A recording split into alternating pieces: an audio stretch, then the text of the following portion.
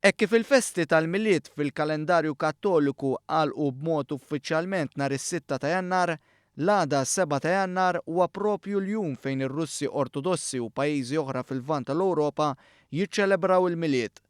F'dan il-jum speċjali ħafna Russi Ortodossi żorna familja Russa li tax f'pajjiżna fejn magħhom assistejna l-ikla tradizzjonali tal-miliet. Lebsin kostumi tipikament Russi sibna jilqawna lil Oleg u Agrippina. Bid-bissima fuq wiċċu, Oleg spjegalna kif tkun tikkonsisti l-ikla tipika tagħhom, fosthom insalata magħmula minn għatt xejjex. Jgħidilna li għal kuntrarju ta' dak li ħafna Maltini sajru nhar il-miliet, jiġifieri d-dundjan, huma jsajru t-tip ta' ġin bil-laħam. Nistaqsuhom dwar tifkiriet li għandhom tal-miliet fit-tfulithom, b'Agrippina dlong tgħidilna li din hija festa li dejjem gawdietha mal-familja u l-ħbieb.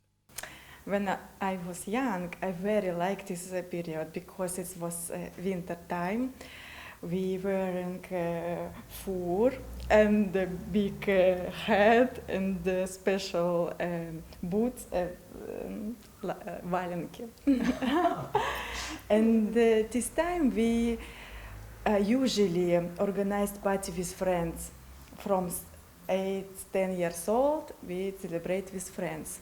No, first with parents and next go out from home and continue with friends.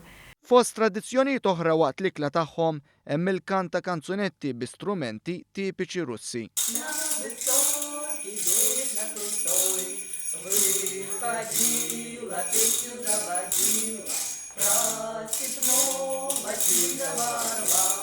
Fatt interessanti ieħor huwa li matul l-ikla tal-miliet ir-Russi Ortodossi jagħmlu l-previżjonijiet tagħhom għas-sena ġdida billi jdowbu xema.